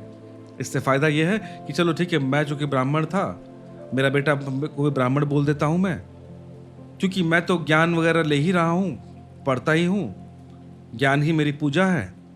तो मेरे घर में रहेगा, मेरे घर में ही पल बढ़ रहा है, बड़ा हो रहा है, तो शायद इस ज्ञान से ही वो छूता हो जाए और उसी में आगे बढ़ जाए। कोई क्षत्रिय बोला कि ठीक है, क्षत्रिय मेरे घर में पैदा हो रहा है, तो मैं तो युद्ध कला में निपुण हुई, शारीरिक बल पे मेरा जोर है, तो मेरा बच्चा मुझे देखेगा, युद्ध कला सीखेगा मुझसे, तो शायद क्षत्रिय ही बन जाए। कोई वैश्य बोला कि मैं तो बिजनेस कर ही रहा हूँ, मेरा दुकान है ही, मेरा बेटा मुझे देखेगा, बिजनेस सीख जाएगा, तो शायद वैश्य ही बन जाए। शूद्र ने बोला कि देखो मैं तो सेवा करता ही हूँ, समाज की सेवा में लगा ही हूँ, मेरा बच्चा मुझे देखेगा कि भाई मेरे पिता माता पिता सेवा करते हैं, तो उसके मन में भी अपने आप सेवा का भाव आ जाएगा, तो वो भी सेवक बन जाएगा, वैश्य बन जाएगा, शूद्र बन जाएगा। तो इस कॉन्सेप्ट से उन्होंने ये चीज मान लिया होगा। देखो अभी भी बुराई नहीं आई है, इस बात को समझना, अभी भी बुराई नहीं आई है, अभी भी हम उस साइंटिफिक फैक्ट को किस तरह इंप्लीमेंट करें, ये प्रॉब्लम आया और उसको हमने एक सॉल्यूशन ढूंढा कि चलो ठीक है, जन्मजात भी हम दे सकते हैं, शायद कुछ काम कर जाए। हो सकता है बड़ा होकर उसको ज्ञान हो कि नहीं, मैं ब्राह्मण, मुझे ज्ञान में इंटरेस्ट नहीं है, मुझे तलवार चलाने में मजा आता है, बाद में स्विच कर सकता है, इट्स ओके। लेकिन अभी तक देखिए, ओशो ने कहा अभी तक बुराई नहीं आई है, और यहां तक बुराई है भी नहीं, अभी तक यहां तक बुराई है भी नहीं। अब जैसे मुझे अगर कंप्यूटर साइंस आता है, मुझे मैथ्स आती है, साइंस आता है, तो मैं भी अपने बच्चे को सिखाऊंगा ही ना, मेरे मन में भी रहेगा ना कि जो मेरे पास ज्ञान है मैं बच्चे को दे दूं, अगर वो ले सकता है तो। लेकिन जन्म से निश्चय किया कैसे जा सके, सवाल यह है। कोई आदमी किसी के घर में पैदा हो गया, इससे तय हो जाएगा क्या? कोई आदमी किसी के घर में पैदा हो गया ब्राह्मण के घर में, तो ब्राह्मण हो जाएगा क्या? हो नहीं जाएगा, लेकिन प्रोबेबिलिटी को इंक्रीज किया जाता है, क्योंकि हमें वैसे भी नहीं पता कि जो बच्चा पैदा हुआ उसे ब्राह्मण कहें, क्षत्रिय कहें, शूद्र कहें, वैश्य कहें, पता नहीं, जरूरी नहीं है। ओशो ने कहा कि जैसे घर में पैदा हुआ, ब्राह्मण के घर में अगर बच्चा पैदा हुआ तो उसे ब्राह्मण ही कहें, यह जरूरी नहीं, वो ब्राह्मण ही हो ये जरूरी नहीं, लेकिन बहुत संभावना है, प्रोबेबिलिटी की बात चल रही है यहाँ पे। अब प्रोबेबिलिटी ज्यादा है, और उस प्रोबेबिलिटी को बढ़ाने के लिए ही, सर्टेन करने के लिए बहुत से प्रयोग किए गए। बड़े से बड़े प्रयोग यह था कि ब्राह्मण को एक सुनिश्चित जीवन व्यवस्था दी गई, एक डिसिप्लिन दिया गया। यह डिसिप्लिन इसलिए दी गई कि इस आदमी को या इस स्त्री को जो नई आत्मा अपने अंदर गर्भ में चुनेगी, तो उस आत्मा को बहुत स्पष्ट हो जाना चाहिए कि वो उसके टाइप में मेल खाता है कि नहीं।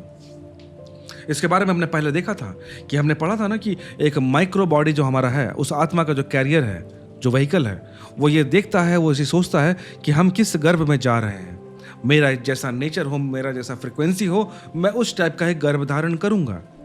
इसलिए कहा गया कि समाज में यह सिस्टम बनाया गया कि भाई एक ब्राह्मण को एक ब्राह्मण वाली जिंदगी जीनी पड़ेगी। वो स्त्री पुरुष दोनों को ही वो एक ब्राह्मण जिस तरह जीवन जिए, ज्ञान की प्यास में जिस तरह वो जीवन अपना व्यतीत करे, ताकि जो गर्भ धारण हो वो उसी अकॉर्डिंग हो, ताकि प्रोबेबिलिटी बहुत हाई हो जाए कि इस ब्राह्मण स्त्री के अंदर जो गर्भ आया है वो एक ब्राह्मण बनने के लिए ही आया है। अगेन बोल रहा हूं, ये ब्राह्मण शब्द अगर आप सुन रहे हो, क्षत्रिय मेरे मुंह से सुन रहे हो, शुद्र वैश्य सुन रहे हो, आज के देश, आज के समय में जिस तरह इसे कास्ट की तरह ये यूज किया जाता है, उस तरह से बात यहाँ नहीं चल रही है। ये बात सदियों पहले जो हमारे ऋषि मुनियों ने जो बात कही थी, उस साइंटिफिक अप्रोच की बात चल रही है। इसलिए कंफ्यूज मत होना मेरे दोस्त, कि आज के डेट में जो हम लोग ब्राह्मण, शुद्र, वैश्य, क्षत्रिय बोलते हैं, वो चीज़ नहीं चल रही है यहाँ पर। आज के डेट में जो है वो अगली फॉर्म है, वो डिफॉर्म्ड फॉर्म है, वो अनसाइंटिफिक थॉट्स से भरा हुआ है, उसके मुंह पे कालिक पोती हुई है। और हम जो बात कर रहे हैं वो साइंटिफिक अप्रोच की बात कर रहे हैं, और उस साइंटिफिक अप्रोच को सोसाइटी में किस तरह से इम्प्लीमेंट किया जाए उसकी बात चल रही है, कि उनके मन में क्या विचार आया होगा कि इस कॉन्सेप्ट को हम कैसे साइंटिफिकली अप्लाई करें, कैसे इसको लाएं, बस वही चल रहा है। इसलिए मैंने परसों आपसे कहा था कि वर्ण संकर होने से डर नहीं है, क्योंकि वर्ण संकर से तो बहुत ही विकसित व्यक्तित्व पैदा हो सकते हैं, लेकिन दो जातियों में शादी न हो उसका कारण बहुत दूसरा था। जो पहले जो बातें चलती थी उसमें दो जातियों में शादी न हो उसका कारण कुछ और था। उसका कुल कारण इतना ही था कि हम प्रत्येक वर्ण को एक स्पष्ट फॉर्म, एक रूप देना चाहते थे, और प्रत्येक वर्ण को इतना स्पष्ट ढांचा देना चाहते थे कि आत्माएं जो चुनाव करेंगी अपने जन्म के लिए, उसके लिए एकदम सुगम व्यवस्था हो जाए। फिर भी भूल चूक हो जाती है, इतने बड़े समाज में बहुत वैज्ञानिक प्रयोग भी भूल चूक हो जाते हैं, तो कभी कभी अलग अलग जगह अलग अलग लोग पैदा हो जाते हैं। तो ये जो पूरी व्यवस्था इसलिए की जा रही थी कि भाई एक ब्राह्मण जो जो जिस तरह से जीवन यापन कर रहा है कि उसका जीवन में उसको धन से मतलब नहीं, उसको युद्ध से मतलब नहीं, वो धन के लिए भी दूसरों पर निर्भर है, भिक्षा ही मांग रहा है, लेकिन उसकी पूरी प्यास ग्रंथों में है, ज्ञान में है और कुछ नहीं। उसने अपना पूरा जीवन ज्ञान को समर्पित कर दिया, उससे कोई मतलब नहीं बाकी चीजों से। तो उस तरह से वो पति पत्नी अगर जीवन को यापन कर रहे हैं तो एक फैमिली का एक स्ट्रक्चर फॉर्म बन जाता है। एक क्षत्रिय घर में उसे ज्ञान से मतलब नहीं, ज्ञान के लिए वो ब्राह्मण से बात कर लेगा। इसलिए देखते थे ना पहले जमाने में हर एक राजभवन में एक वैद्य होते थे, एक राजगुरु होते थे कि भाई जो मार्गदर्शन करते थे। वो राजा ये नहीं बोलता था कि अरे तुम हमसे बतियाओ मत, हम भी किताब पढ़े, हमारे पास ज्ञान है, तुम ज़्यादा ज्ञान मत दो मुझे, मैं यहाँ देश का राजा हूँ, मैं तलवार भी चला सकता हूँ और मेरे पास ज्ञान भी है, I will decide bye my self. लेकिन नहीं, वो लोग हर चीज़ डिसीजन सोच के देखो। अब बड़ी इंटरेस्टिंग बात है यहाँ पे सोचना, जो राजा थे वो हर पूरा पावर लिया हुआ है वो इंसान, लेकिन जब भी कोई डिसीजन लेना है कि यहाँ कुछ क्या करवाना है, युद्ध करें, इस समय करें कि नहीं, वो राजगुरु से ही बात चल रही है जिसके पास ज्ञान है, और सर झुका के वो उससे पूछ रहा है, क्योंकि वो राजा ये चीज जानता है कि ज्ञान के मामले में, मस्तिष्क के मामले में वो राजगुरु, वो ब्राह्मण ही मुझसे श्रेष्ठ है। लेकिन युद्ध कैसे करना है वो ब्राह्मण वो राजा के सामने झुकता है कि युद्ध आपको करना है, हमारी रक्षा आपको करनी है महाराज, अगर आप नहीं लड़ेंगे तो हम मारे जाएंगे। वो ब्राह्मण वो नहीं बोलता उस समय कि नहीं, हम बकवास नहीं है, तो हम ज्ञानी हैं, हम सब चीज जानते नहीं। चाणक्य ने भी वही किया, चाणक्य ने भी अपना बुद्धि लगाया, उसके पास, चाणक्य के पास ज्ञान था, उसने एक क्षत्रिय वर्ण को ढूंढा जो युद्ध करना जानता है, जिसके मन में शक्ति की पिपासा है, जो राज करना चाहता है। उसने ऐसे इंसान को ढूंढा जिसका स्वधर्म क्षत्रिय है, और वो चाणक्य ब्राह्मण था। उसने अपने ज्ञान को दिया और उस क्षत्रिय को बोला कि तुम लड़ो। चाणक्य ने ये नहीं बोला कि नहीं हर चीज तो मैंने करवाया, चलो ठीक है अब मैं राजा बनूंगा भाई, अब मैं क्षत्रिय वाला काम करूंगा। चाणक्य इतने मूर्ख नहीं थे। चाणक्य को पता था कि मेरे पास ज्ञान की क्षमता है पर क्षत्रियों का ताकत मेरे पास नहीं है, मेरे पास युद्ध करने की कला नहीं है, मेरे भुजाओं में वो ताकत नहीं। एक बात समझो, आप ये मत समझ जाना, कोई बुरा मत मान जाना, करे मैं तो ब्राह्मण हूँ, तुम क्या बोलते हो, मैं बहुत ताकतवर हूँ, मुझसे लड़के देखो, वो बात नहीं चल रही है। बुद्धि लगा के बात सुनना मैं क्या बोल रहा हूँ। अगर आप कंफ्यूज कर रहे हो तो आप मस्तिष्क का इस्तेमाल नहीं कर रहे। तो यहाँ पर जो ओशो ने बात कही कि पहले जमाने में जो शादियां नहीं हो रही थी सिर्फ इसलिए कि एक ब्राह्मण परिवार एक अलग नॉर्म में जिंदगी जी रहा है, एक क्षत्रिय परिवार एक अलग नॉर्म, एक अलग फॉर्म में जिंदगी जी रहा है। अगर इनके बीच में अगर शादियां हो जाए, उस समय की बात हो रही है, आज के डेट में नहीं, उस समय अगर हो जाए तो ये दोनों ही बिल्कुल डिफरेंट, सपोज करो दुनिया से आके मिल गए। अब इनके बीच में जो बच्चे पैदा होंगे उन्हें पता ही नहीं, उस वर्ण को पता ही नहीं कि मैं क्या बनने वाला हूँ। तो इससे कन्फ्यूजन ये आएगा कि बच्चे को पता ही नहीं चलेगा कि वो ज्ञान की ओर जाए कि शस्त्र की ओर जाए। तो ये दिक्कत आ सकती है, इसीलिए उन्होंने ये की, ऐसा कोई पाप नहीं बना दिया था उस समय।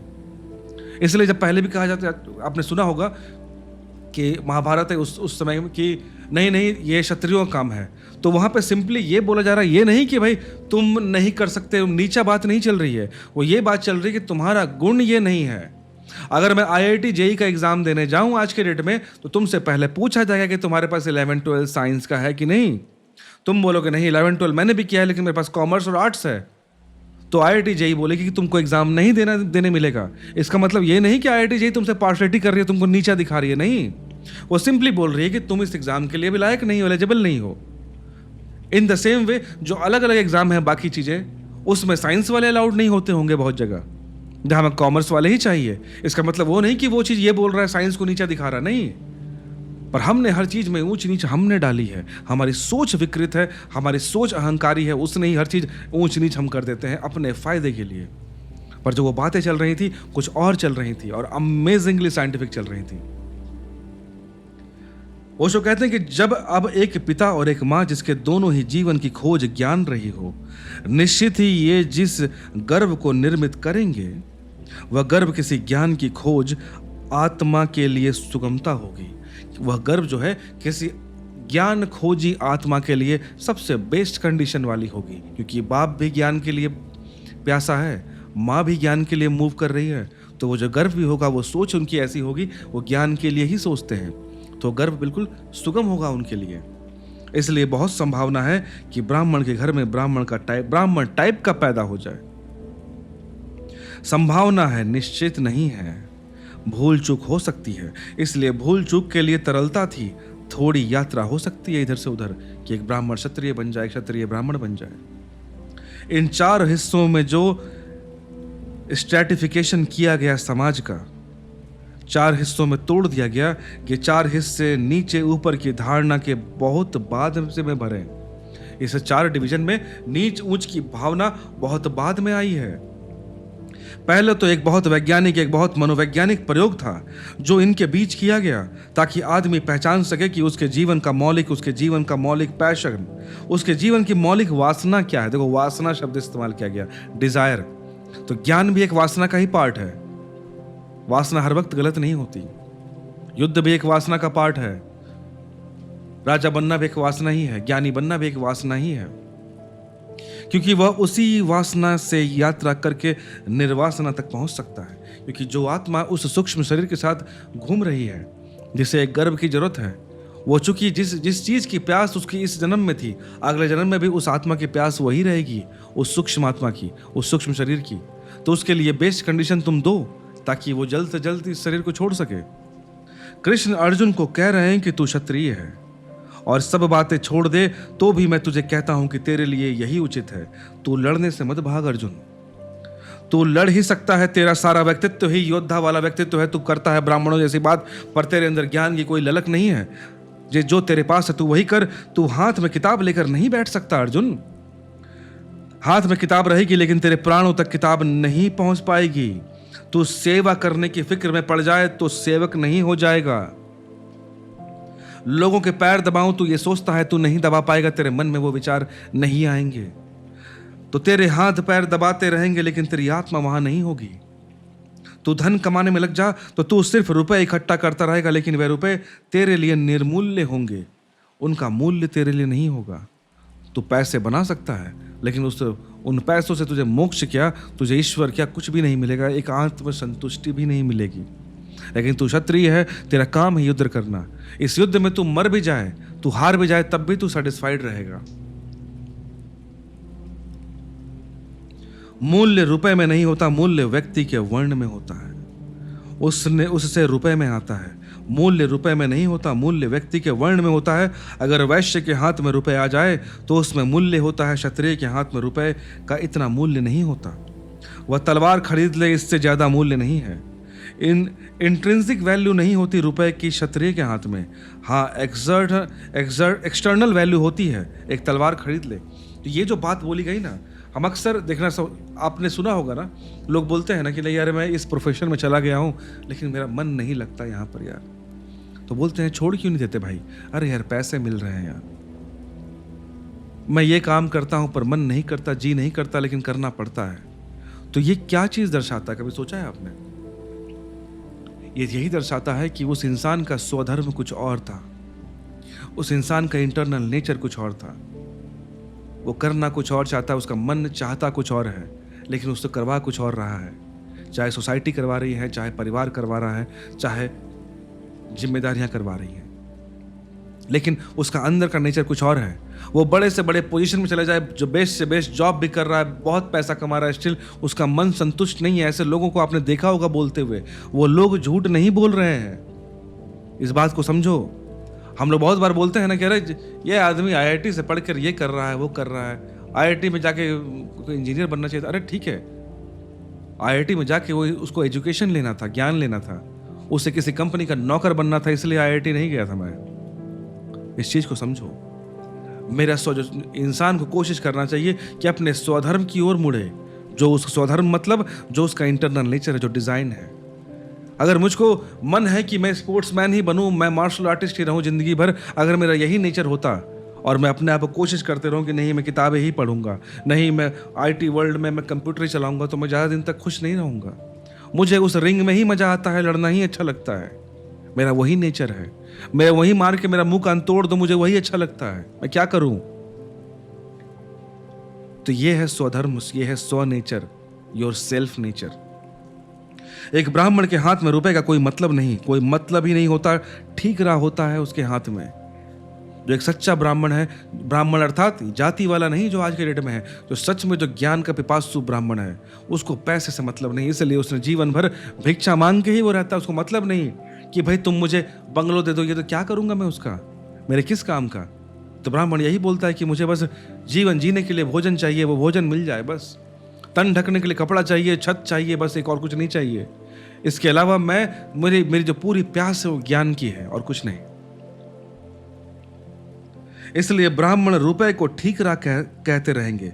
वैश्य की समझ में कभी नहीं आता क्या बात है। एक जो वैश्य जो पैसे के पीछे भागता है, उसको लगता है कि ये कैसे लोग हैं यार, किताब पे पीछे पड़े हैं, असली मजा तो सिक्के की खनखनाहट में है। और ये आदमी कैसा है यार, किताबों के पीछे भागता है, ज्ञान के पीछे। क्या मूल्य इन किताबों, इन ज्ञान का? ऐसे भी बहुत लोग मिलेंगे, उस ज्ञान का क्या फायदा जिससे कमा ना सको। आपने सुना होगा।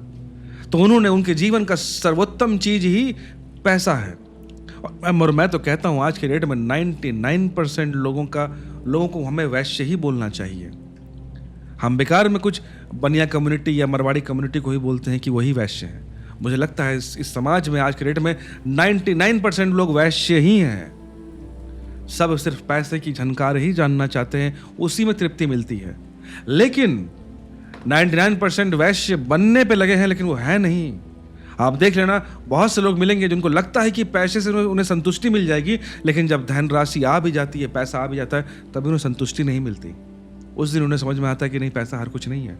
दिक्कत यह था कि पैसे में भी वही ताकत है जो किताबों में है, लेकिन तुमने गलत चीज उठा लिया। तुम्हारा मन उस पैसे से सेटिस्फाई होने वाला था ही नहीं।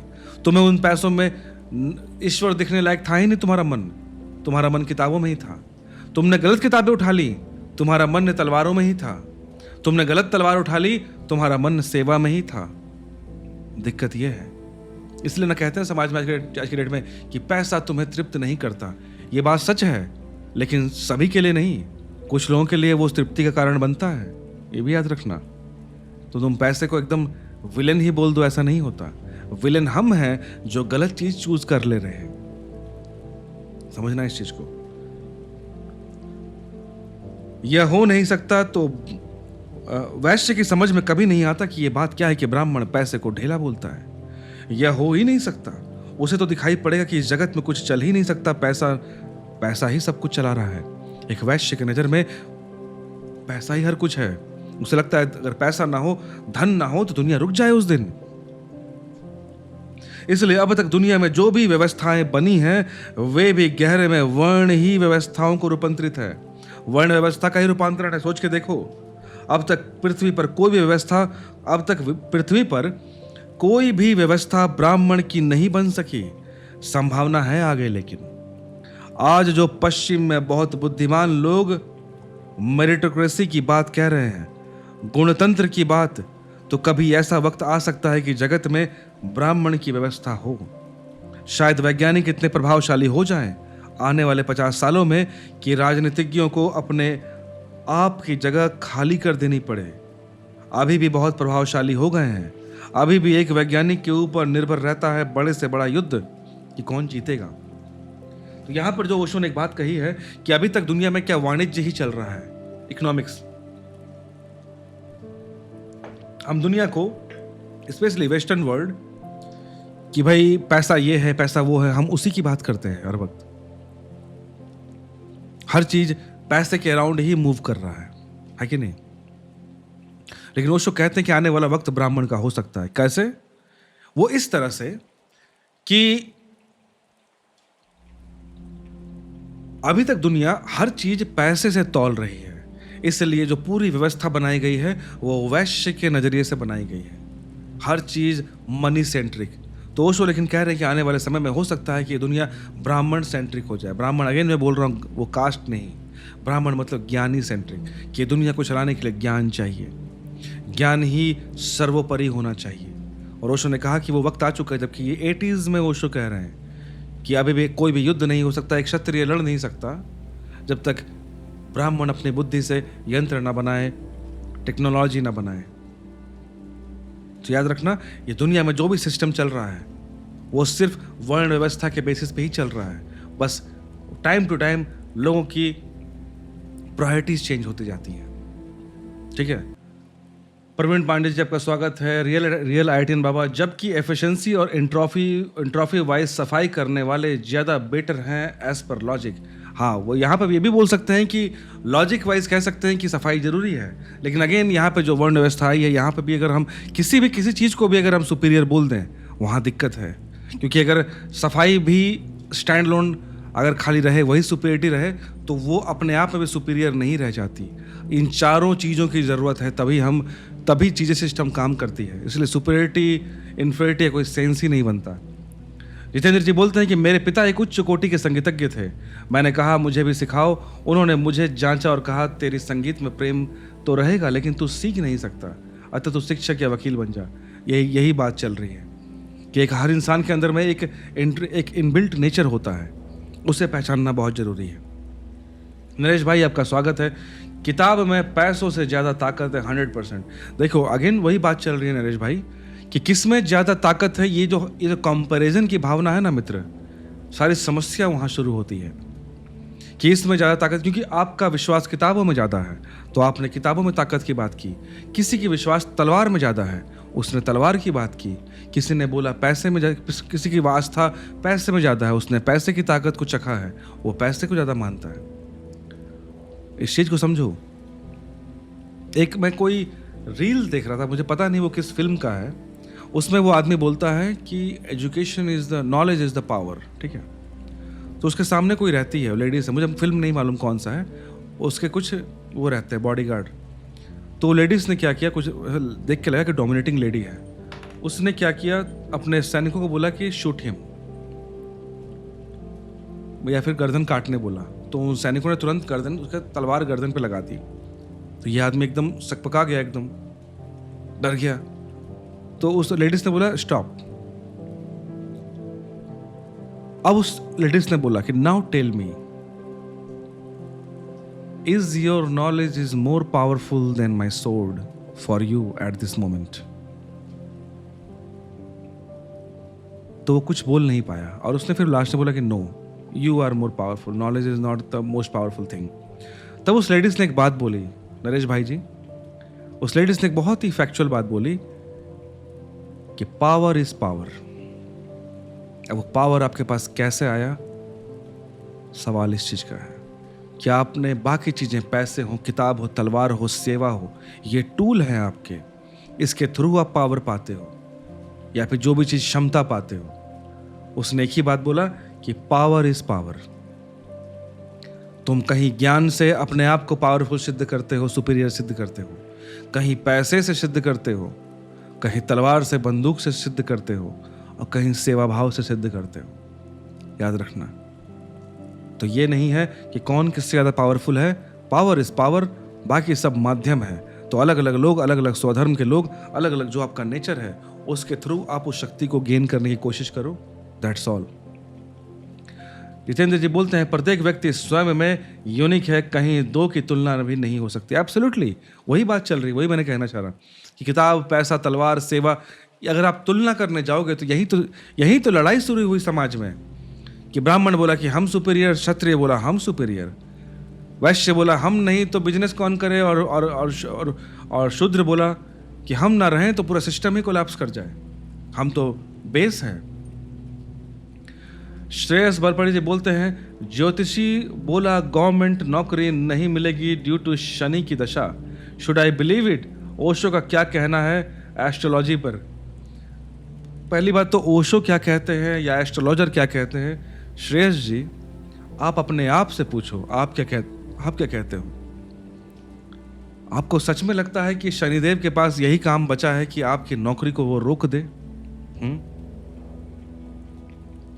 मतंग मुनि की कहानी बिल्कुल पढ़ूंगा जितेंद्र जी, मौका मिलेगा तो आप मुझे लिंक भी दे सकते हैं, मैं वहाँ से पढ़ लूँगा। तो श्रेयस जी आप खुद बोलो यार, कृष्ण ने एक ही बात तो बोली है कि ओशो ने भी एक बात बोली है, वो इंसान हारता है ज़िंदगी में जिसके पास आत्मबल नहीं होता। मुझे नहीं लगता कि शनिदेव आपको हराना चाहते हैं या आपके पीछे पड़े हैं। एक बात याद रखना, कोई भी ताकत आपको हरा नहीं सकती अगर आपके अंदर वो ताकत है। जो आपके, आप सोच के देखो ना, ओशो क्या कृष्ण कह रहे हैं कि तुम्हारे अंदर उस परमात्मा का ही पार्ट है। अगर तुम्हारे अंदर ही वो ईश्वर वास करता है, सोच के देखना, तो कोई तुमको कैसे हावी हो सकता है? सिर्फ एक तरीके से हावी हो सकता है कि तुम्हारा उस अंदर में रहने वाला जो ईश्वर है उस पे ही तुमको आस्था नहीं है, तुम्हें अपने आप पे ही विश्वास नहीं है। तुम्हें लगता है कि कोई और डिसाइड कर रहा है तुम्हारी ज़िंदगी को। तुमने अपने ज़िंदगी की बागडोर, उस लगाम को किसी और के हाथ दे दिया। देना था तो दो, उस ईश्वर के हाथ में जो शक्ति इंटरनल तुम्हारे हाथ में है उसको दो, और अपने मस्तिष्क पर, अपने भुजाओं पर, अपने मेहनत पर, अपने कैपेबिलिटी पे जितना बेस्ट दे सकते हो मेहनत करो दोस्त। उसके बाद नौकरी मिले तो अच्छा, ना मिले तो भी अच्छा। अगर तुमने अपना बेस्ट दिया और नौकरी नहीं भी लिखती है, मैं ईश्वर से प्रार्थना करता हूँ लग जाए, लेकिन बात यहाँ प्रार्थना की नहीं है। दुनिया में कोई इंसान प्रार्थना करके नहीं दे सकता, पर चूंकि बोलचाल की भाषा इसलिए मैं कहता हूँ। लेकिन अगर ना भी मिले तो अपने आप में वो इस बात में विश्वास रखना कि नौकरी वो नहीं मिलेगी तो मैं कुछ और करूँगा, लेकिन जो करूँगा अच्छा करूँगा। क्यों? क्योंकि तुम मेहनत कर सकते हो, क्योंकि तुम्हें अपने आप पे भरोसा है, तुम अपने आप पर, अपनी शक्तियों पर विश्वास करते हो। तुम कम से कम सामाजिक चीज़ों पर, सामाजिक नीतियों पर जो लोगों ने कोई पाखंड मचा के रखा है, जो तुमको दुर्बल करने पे लगे हुए हैं, उसके सामने तुमने हथियार नहीं रखे। और अगर मैं कहता हूं, जहां तक मुझे लगता है कि शनिदेव जी ऐसा कुछ करेंगे नहीं, वो शक्ति है भी अगर, तो कहता हूं अगर शनिदेव जी भी आके बोले कि मैं तुझे लगने नहीं दूंगा, तो याद रखना अपने आप में उतना आत्मविश्वास तो रखो कि शनिदेव को भी कहना कि ठीक है, आप मुझसे ज़्यादा शक्तिशाली होंगे, लेकिन फिर भी मैं अपने लिए जो मैं चाहता हूं मैं करूंगा और लड़ूंगा आपसे। आप मुझे हरा देना, लेकिन मैं लड़के हारना चाहता हूं। इतना हिम्मत श्रेष्ठ जी अपने पास रखो, उस दिन तुम्हें कोई नहीं हरा सकता। उस दिन तुम हारोगे भी तो याद रखना अर्जुन ही कहलाओगे। इस बात को अगर आप तक मेरी बात मैसेज पहुंचे तो समझिएगा मैं क्या बोल रहा हूँ। आपके लिए ही बोल रहा हूँ, और आप में वो पोटेंशियल है, याद रखना। ये दूसरों पे भरोसा करना छोड़ो। हम दुनिया भर हर चीज़ पे भरोसा करते हैं, खुद पे भरोसा नहीं करते। कभी होता है हमें, किसी ने बोल दिया कि भाई तुम नहीं कर सकते। अरे तुम कौन होते हैं बोलने वाले? कोई भी कौन होता है बोलने वाला? हो सकता है वो सच बोल रहा हो, मान लिया, उसकी बात है। किसी ने बोला कि तुम्हारी नौकरी लगेगी या नहीं लगेगी, प्रोबेबिलिटी वही है 50-50%, या तो लगेगी या नहीं लगेगी। जिसने भी तुमको कहा कि तुम्हारी नहीं लगेगी, या तो वो 50% सही होने वाला है या 50% गलत होने वाला है। अगर वो सही भी होने वाला है, स्टिल जो जीतने की चांसेस है 50% तुम्हारे पास, उसके दम पे खेलो ना भाई, उसके दम पे लड़ो ना। लोग तो 1% प्रोबेबिलिटी पे भी लड़ जाते हैं, तुम्हारे पास तो 50% प्रोबेबिलिटी है कि गवर्नमेंट जॉब लग भी सकती है, नहीं भी लग सकती है, तो 50% चांसेस है जीतने की। और ये इतना प्रोबेबिलिटी एनफ होता है किसी भी लड़ाई को लड़ने का। तो श्रेष्ठ जी अपने आप पर भरोसा करो। कृष्ण वही कह रहे हैं आपसे, कृष्ण अर्जुन को भी वही कह रहे हैं, खुद को जानो। चलो अब आगे शुरुआत करते हैं। ओशो कहते हैं कि अगर आइंस्टीन जर्मनी में होता तो जीत का हिसाब और होता। अगर आइंस्टीन जर्मनी का होता तो जीत कुछ और होती वर्ल्ड वार 2 की। आइंस्टीन अमेरिका में था तो हिसाब और हो गया। हिटलर को अगर कोई भी भूल चूक पछताती होगी अभी भी नर्क में, तो एक ही भूल चूक पछताती होगी कि यहूदी को भाग जाने दिया, वही गलती हो गई। यह एक आदमी पर इतना बड़ा निर्णय होगा। तो ओशो ने यही कहा कि पूरा का पूरा युद्ध का निर्णय कुछ और होता, सिर्फ एक इंटेलेक्चुअल को हमने जाने दिया। तो यहाँ पे वही बात चल रही है कि किसी भी सोसाइटी को चलाने के लिए हर टाइप के लोगों की ज़रूरत है, चाहे ब्राह्मण जैसे ज्ञानी लोग। आगे मैं बोल रहा हूँ, यहाँ जाति की बात नहीं कर रहा मैं। जो भी ज्ञान का प्यासा ब्राह्मण, युद्ध का प्यासा क्षत्रिय, वाणिज्य का प्यासा वैश्य, और सेवा का प्यासा शूद्र। मैंने देखो शब्द उल्टा कर दिया, याद रखना। मैंने ब्राह्मण बोल के ज्ञानी नहीं बोला, मैंने बोला वो ज्ञानी जो ब्राह्मण है, वो युद्ध प्रेमी, वो पावर प्रेमी जो क्षत्रिय है, वो धन प्रेमी जो वैश्य है, वो सेवा प्रेमी जो शूद्र है। इन सभी की जरूरत पड़ती है। और वो हिटलर को लग रहा होगा यार आइंस्टाइन अगर रहता हमारे पास तो हम ये कर लेते, या फिर कम से कम वो एटम बम वगैरह पे तो हेल्प नहीं करता ना वहाँ पर। ज्ञान निर्णायक होता जा रहा है समय के साथ। क्षत्रिय दुनिया पर हुकूमत कर चुके, वैश्य आज अमेरिका में हुकूमत कर रहे हैं, शूद्र आज रूस और चीन में हुकूमत कर रहे हैं कम्युनिज्म के अकॉर्डिंग। शूद्र यानी प्रोलेटेरिएट, शूद्र यानी वह जिसने अब तक सेवा की है लेकिन बहुत सेवा कर चुका, अब वह कहता है हटो, अब हम मालकियत भी करना चाहते हैं। शूद्र अब मालकियत भी करना चाहता है वहां पर। कहा? रूस और चीन में, वहीं पे उनकी सरकार है ना। लेकिन ब्राह्मण के हाथ में अभी भी कुछ कभी आ सकती है व्यवस्था, संभावना बढ़ती जा रही है, क्योंकि क्षत्रियों के हाथ में जब तक व्यवस्था रही सिवाय तलवार चलाने के और कुछ भी नहीं हुआ। अमेरिका के हाथ में जब तक वैश्यों के हाथ में धन की सत्ता आई, तब से सारी दुनिया में सिवाय धन के और कोई चीज विचारणीय न रही। और जब से प्रोलेटिक सेवक श्रमिक के हाथ में व्यवस्था आई है, तब से वह दुनिया में एरिस्टोक्रेसी ने भी जो भी श्रेष्ठ पैदा किया था उसे नष्ट करने पे लगे हुए हैं। चीन में जिसे वे सांस्कृतिक क्रांति कह रहे हैं, वह सांस्कृतिक क्रांति नहीं है, सांस्कृतिक हत्या कर रहे हैं। जो भी संस्कृति ने पैदा किया चीन की, उन सबको नष्ट करने में लगे हैं। बुद्ध की मूर्तियां तोड़ी जा रही हैं, मंदिर गिराए जा रहे हैं, विहार, मस्जिदें, गुरुद्वारे गिराए जा रहे हैं, कीमती चित्र, बहुमूल्य पेंटिंग वे सर्व बरजुआ हो गई, उन सब में आग लगाई जा रही है चीन में। ये किस समय की बात चल रही है? जिस समय शायद ये जो चीन में जो पॉलिटिकल पार्टी है उसका राइज चल रहा था, उस समय 80s की बात चल रही है। ये जो कृष्ण उसको कह रहे हैं अर्जुन को, वह एक बहुत बड़ी मनोवैज्ञानिक बात कह रहे हैं। वे जो कह रहे हैं कि तू अन्यथा हो ही नहीं सकता, तू क्षत्रिय है, तू कुछ और बन ही नहीं सकता, तेरा गुण क्षत्रिय है। और इसको भी थोड़ा समझ लेना जरूरी है, क्योंकि क्यों नहीं हो सकता, कारण क्या है। अगर अर्जुन चाहे तो क्यों ब्राह्मण नहीं हो सकता, इसके पीछे अब रीजनिंग हो सकती है ना। अगर बुद्ध क्षत्रिय घर में पैदा होकर ब्राह्मण हो सकते हैं और बुद्ध जैसा ब्राह्मण नहीं हुआ कोई, अगर महावीर क्षत्रिय घर में पैदा होकर ब्राह्मण हो सकते हैं और महावीर जैसा ब्राह्मण नहीं हुआ कोई, जैनों ने तो 24 तीर्थकार ही क्षत्रिय हैं। पता है ना, जैनों के जो 2400 तीर्थकार थे सब राजा ही थे, वही तीर्थंकर हुए, उन्हीं की पूजा करते हैं। लेकिन क्षत्रिय का कोई काम नहीं किया, शुद्धतम ब्राह्मण की यात्रा पर निकल गए वो 2400 तीर्थंकार। तो क्यों कृष्ण जोर देते हैं अर्जुन पर कि तू क्षत्रिय ही हो सकता है, जब बुद्ध हो सकते हैं, महावीर हो सकते हैं, पार्श्व हो सकते हैं, नेमिनाथ हो सकते हैं। नेमिनाथ तो कृष्ण के चचेरे भाई थे, वे जब हो सकते हैं तो इस अर्जुन का क्या कसूर कि वो नहीं हो सकता। थोड़ी बात समझनी जरूरी है। तो कृष्ण ने जो ये बात बोली ना कि भाई देखो अर्जुन, क्योंकि अर्जुन पूछ सकता है कृष्ण से ना कि बुद्ध होने वाले हैं, एग्जाम्पल करो कि वो बुद्ध हो चुके हैं, तो कि बुद्ध महावीर जैसे लोग हो चुके हैं, अर्जुन के टाइम में नहीं लेकिन बाद में हम सोच सकते हैं ना, हम प्रश्न कर सकते हैं कि अर्जुन को आखिर कृष्ण ऐसे मना क्यों कर रहे हैं। क्योंकि बुद्ध हुए क्षत्रिय परिवार में थे, महावीर हुए क्षत्रिय परिवार में थे। इवन जो कृष्ण के जो नेमिनाथ जो कजन ब्रदर हैं वो भी ब्राह्मण बन गए, वो भी ज्ञान के रास्ते पे निकल गए। कृष्ण क्यों, अर्जुन क्यों नहीं हो सकता। तो ओशो कहते हैं कि आज मनोविज्ञान कहता है कि 3 साल की उम्र तक आदमी जितना सीखता है वह 50% है पूरे जीवन के ज्ञान का, 50%। बाकी शेष जीवन में वह 50% और सीखेगा। 50% 3 वर्ष में सीख लेता है, शेष 50% आने वाले जीवन में सीखेगा। और वह जो 50% उसने 3 वर्ष की उम्र में सीखा है उसे बदलना करीब करीब असंभव है। बाद में जो 50% सीखेगा उसे बदलना कभी भी संभव हो सकता है। 3 वर्ष तक मानना चाहिए, समझना चाहिए कि व्यक्ति का मन करीब करीब प्रौढ़ हो जाता है भीतर।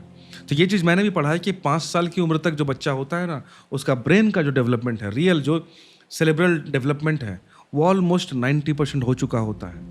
90 to 95% हो चुका होता है एक 5 साल की उम्र तक बच्चे का डेवलपमेंट। इसलिए स्टार्टिंग में बच्चे को हम क्या देते हैं, क्या सिखाते हैं, किस परिवेश में रखते हैं, बहुत मैटर करता है। क्योंकि वो जो इम्प्रिंटिंग हो रहा है उसके मन में, वो ही उसके पूरे के पूरे पर्सनालिटी को आगे डिफाइन करने वाला है। हो सकता है कि उस उम्र में बच्चे को याद ना रहे, लेकिन अनकॉन्शियस लेवल पर उसके सूक्ष्म बॉडी को वो डिज़ाइन करता है, वो चीज़, सारी इन्फॉर्मेशन।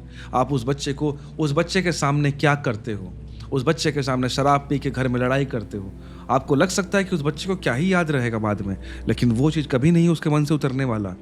वो उसके मन को विकृत बनाएगा ही बनाएगा।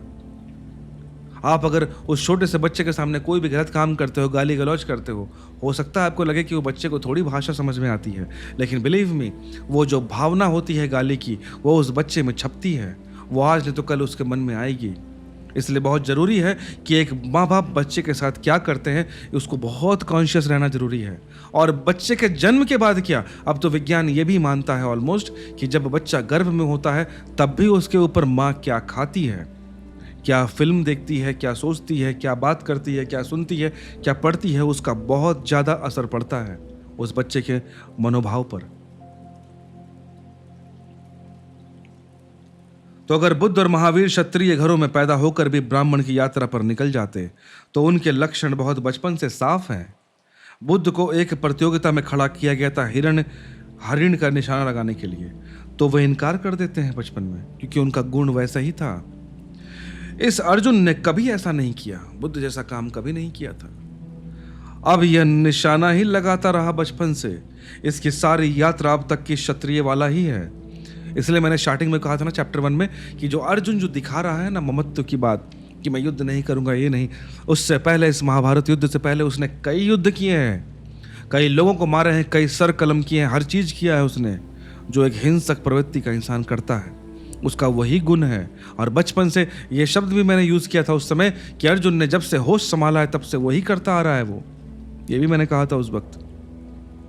आज अचानक आकस्मिक एक क्षण में यह कहने लगा कि नहीं, ये नहीं करूंगा, तो इसके पास जो व्यक्तित्व का ढांचा है इसके अंदर, वह पूरा का पूरा ढांचा ऐसा नहीं है कि बदला जा सके। उसकी सारी तैयारी, सारा शिक्षण, सारा कंडीशनिंग बहुत व्यवस्था से क्षत्रिय के लिए हुआ है। आज अचानक वह भाग नहीं सकता। कृष्ण उससे कहते हैं कि तू जो छोड़ने की बात कह रहा है वह उपाय नहीं है, कोई कठिन है, तू क्षत्रिय है यह जान, और अब शेष यात्रा तेरी क्षत्रिय की तरह गौरव के ढंग से पूरी हो सकती है, या तू अगौरव को उपलब्ध हो सकता है और कुछ भी नहीं। तो वे कहते हैं कि तू या तो तू यश को उपलब्ध हो सकता है क्षत्रिय की यात्रा से, या सिर्फ अपयश में गिर सकता है, क्योंकि इसके अलावा इस जन्म में क्षत्रिय के अलावा तेरे पास और कोई गुण ना बचा, क्योंकि तूने यही गुण लिया है। अब इसके अलावा तू कुछ नहीं कर सकता, तेरा यही स्वधर्म है अर्जुन, और शायद इस जन्म में नहीं तो पिछले जन्म से भी यही स्वधर्म लेके आया है, इसीलिए तू इस गर्भ में धारण किया, और इस गर्भ में धारण करने के बाद भी तू बचपन से यही करता आया है, बहुत खुशी से करता आया है, और इसीलिए तू इतना निपुण हो सका है अपने क्षत्रिय विद्या में। और तुझे लगता है कि आज तू ब्राह्मण जैसी बात करके तू ब्राह्मण यानी ज्ञानी बन जाएगा, तो ऐसा नहीं है।